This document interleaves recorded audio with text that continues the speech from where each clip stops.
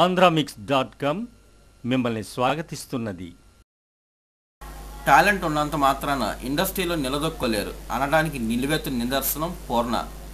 ఆసిన్ని శ్రియాని మిక్సీలో వేసి తిప్పినట్టుగా ఉండే ఈ పిల్లకి ఉన్న టాలెంట్ తక్కువేమీ కాదు. సీమ టపాకాయతో తెలుగులోకి అడుగుపెట్టినప్పుడు అందరినీ ఆకర్షించింది.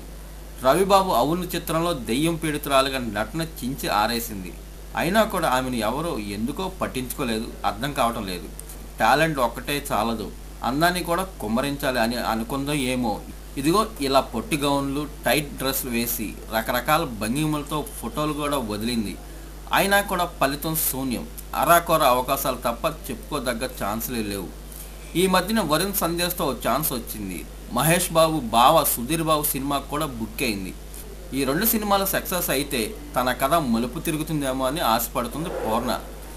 మార్కెట్ లేని వరుణ్ సందేశ్ నటనంటే ఏమిటో ఇప్పుడిప్పుడే నేర్చుకుంటున్న సుధీర్ బాబు ఈ టాలెంటెడ్ నటికి ఏం బ్రేక్ ఇస్తారు?